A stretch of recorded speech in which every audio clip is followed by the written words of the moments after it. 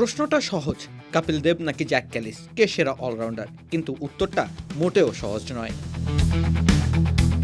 ক্রিকেটে অলরাউন্ডারদের নিয়ে বিতর্ক কখনো পুরনো হয় না। ব্যাটে রান, বলে উইকেট, এই দুয়ের সমন্বয় যারা করতে পারেন তাদের ঘিরেই তৈরি হয় সবচেয়ে বড় তর্কগুলো। সেই তর্কের এক কোণে প্রায়ই মুখোমুখি দাঁড়িয়ে যান দুজন, কপিল দেব ও জ্যাক ক্যালিস। যদিও প্রেক্ষাপট আর ব্যাটিং পজিশন এদের তুলনা খাটে না, তবুও তো প্রশ্ন জাগে, উত্তর মেলাতে দোষ তো নেই। পরিসংখ্যানের খাতা খুললে প্রথমেই চোখে পড়বে ক্যালিসের আধিপত্য। টেস্ট ক্রিকেটে 13,000-এর বেশি রান, সঙ্গে প্রায় 300 উইকেট, ব্যাটিং গড় 50-এর ওপরে। এমন সংখ্যাগুলো অলরাউন্ডারদের ইতিহাসে প্রায় অলৌকিক। অনেক সময় মনে হয় তিনি যেন দুজন ক্রিকেটারের কাজ একাই করে গেছেন, একজন সেরা ব্যাটার, সেই সাথে আরেকজন নির্ভরযোগ্য পেসার।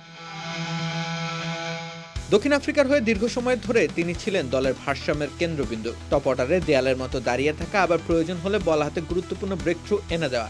ক্যালিসের ক্রিকেট ছিল খাদহীন স্বর্ণের ঝলমলে আলো। তবে ক্রিকেট কেবল সংখ্যার হিসাব নয়, প্রভাব প্রতিপত্তি আর দলকে একই সুতোয় গেঁথে রাখতে পারাও তো বড় গুণ। সেই জায়গায় এসে গল্পটা অন্যদিকে মোড় নেয়, কারণ সেখানে দাঁড়িয়ে আছেন কপিল দেব।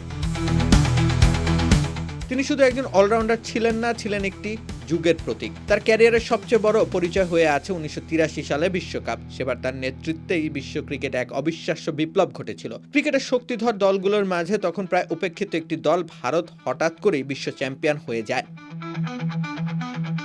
কপিল দেব শুধু সেই দলের অধিনায়কই ছিলেন না, ছিলেন একটা বিশ্বাসের প্রতীক, যে বিশ্বাস বলেছিল অসম্ভব সম্ভব। তাহলে প্রশ্নটা আবার ফিরে আসে, কে সেরা? যদি কেবল পরিসংখ্যান দেখা হয়, অনেকেই হয়তো ক্যালিসের দিকেই ঝুঁকবেন। তার ধারাবাহিকতা, তার রান, তার উইকেট, সব মিলিয়ে তিনি ছিলেন প্রায় যোগ্য অলরাউন্ডার।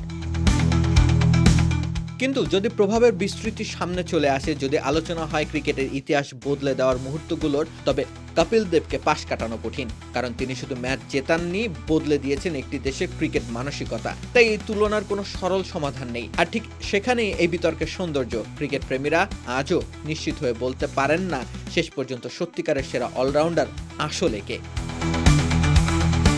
রাকিব হোসেন রুম্মান, খেলা ৭১।